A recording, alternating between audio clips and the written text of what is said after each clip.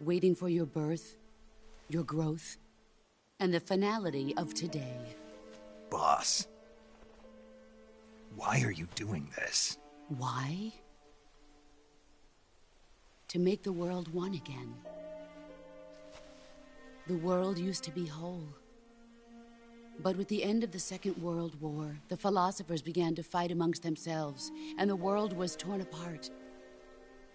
The Cobras, my comrades who trained and fought alongside me, were torn apart as well.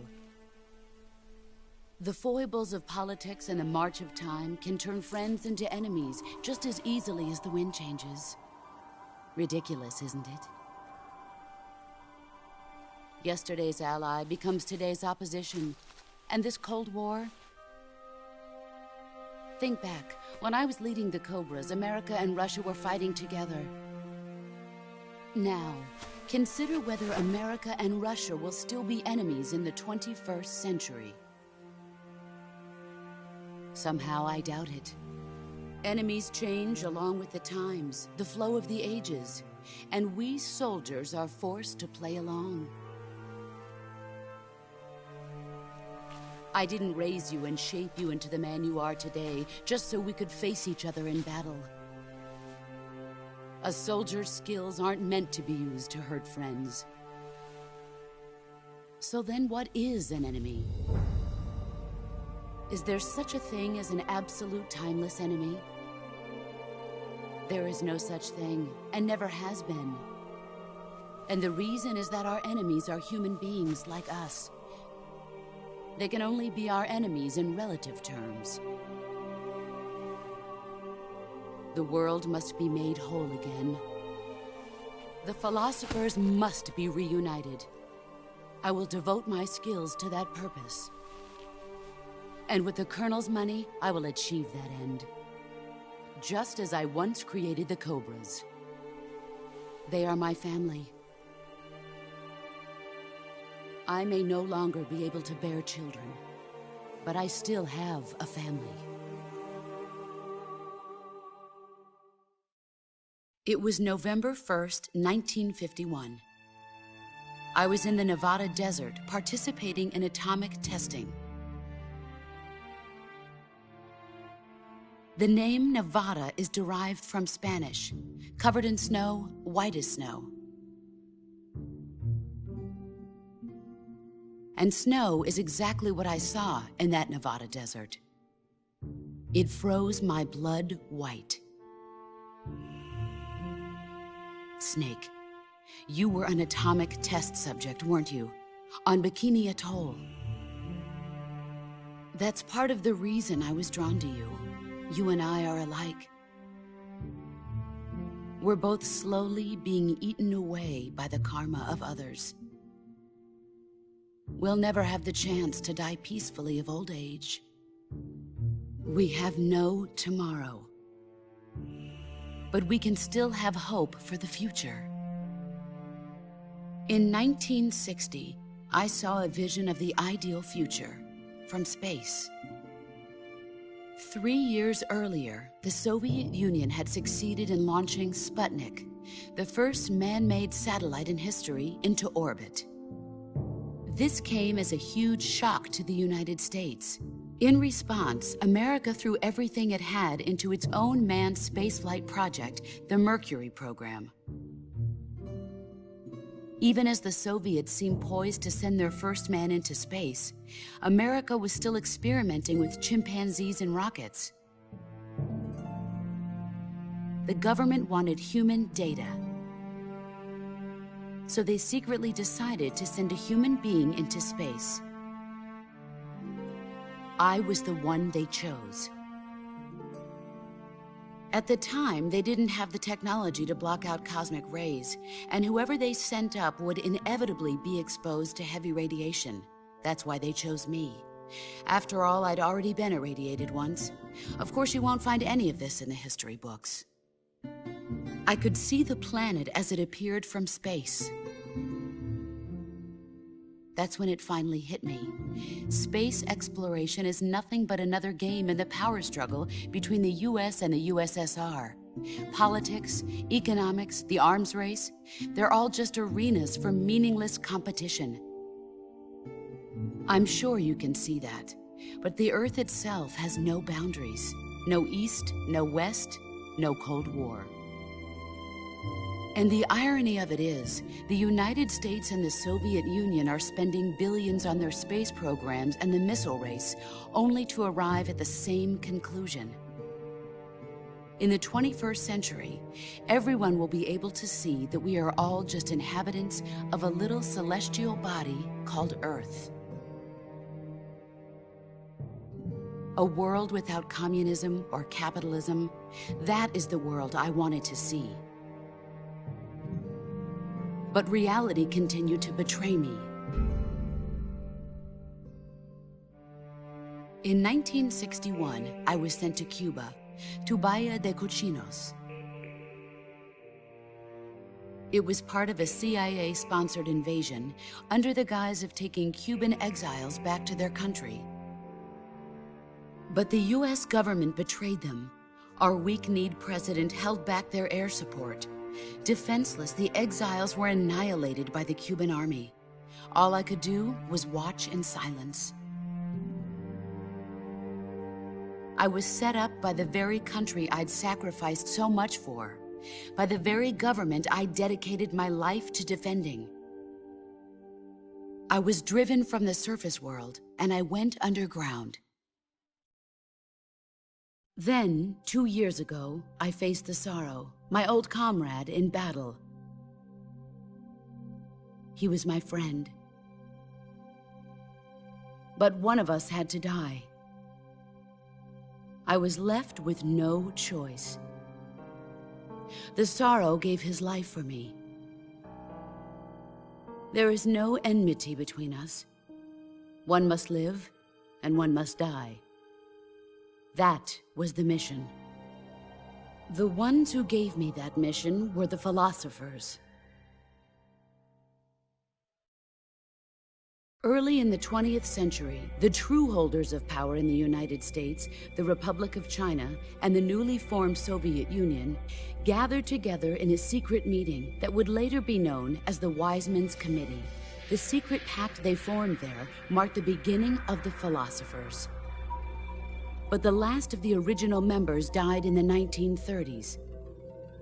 After that, the organization began to run out of control, and the Wiseman's Committee degenerated into a mere shell of its former self. The philosophers of today have no sense of good or evil.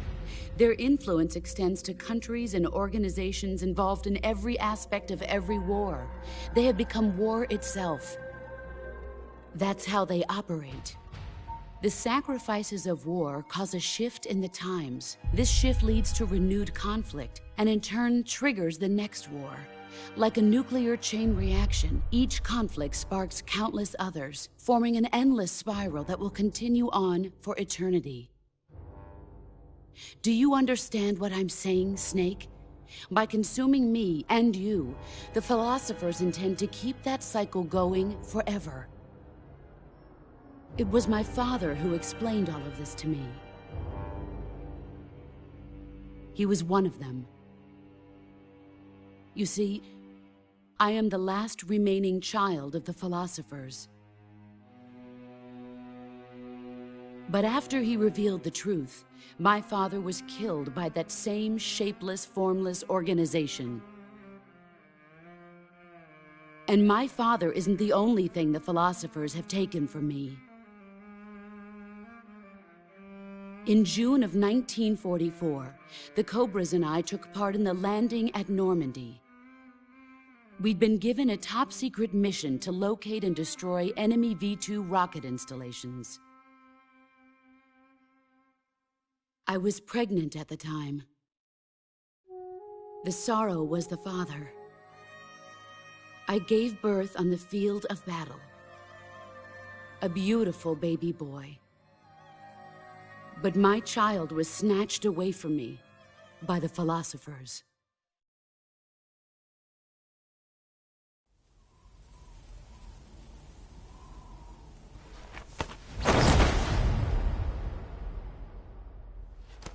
Look at this scar. This is proof that I was once a mother. I gave up my body and my child for my country.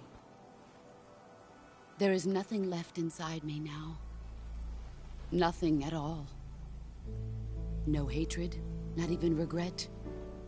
And yet sometimes at night, I can still feel the pain creeping up inside me, slithering through my body like a snake.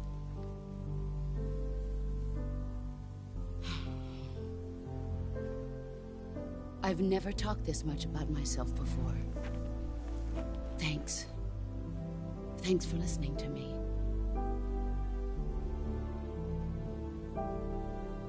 I feel content. Snake, commence the operation.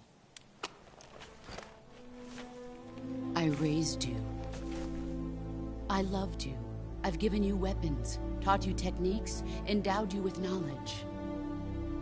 There is nothing more for me to give you. All that's left for you to take is my life, by your own hand. One must die, and one must live. No victory, no defeat. The survivor will carry on the fight. It is our destiny. The one who survives will inherit the title of boss. And the one who inherits the title of boss will face an existence of endless battle. I'll give you 10 minutes. In 10 minutes, MiGs will come and bomb the hell out of this place. If you can beat me in less than 10 minutes, you'll be able to escape in time. Let's make this the greatest 10 minutes of our lives, Jack. Boss. You're a soldier. Finish your mission. Prove your loyalty. Face me. I come.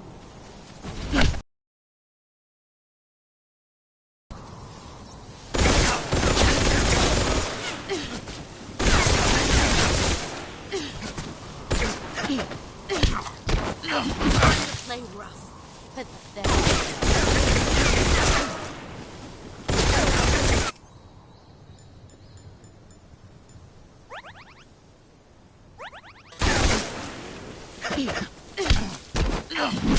Play rough.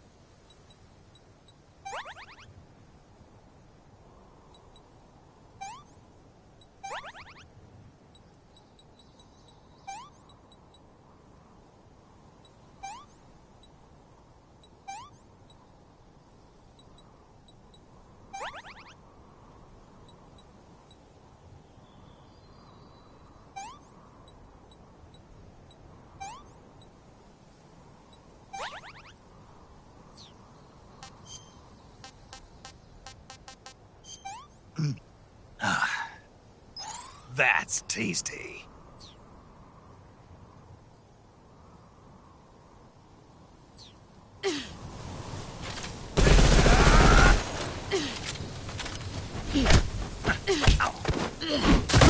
I'm disappointed.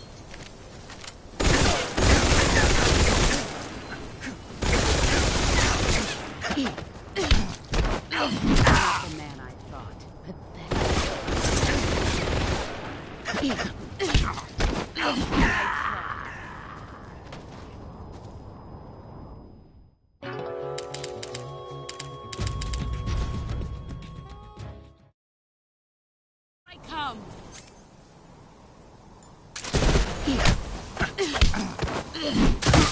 Nice try.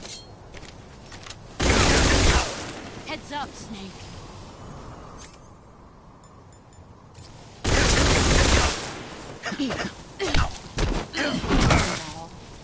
All these...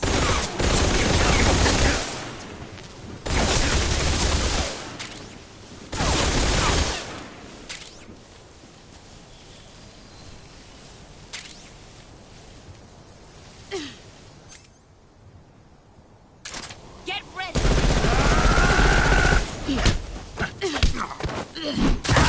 Nice try. Heads up.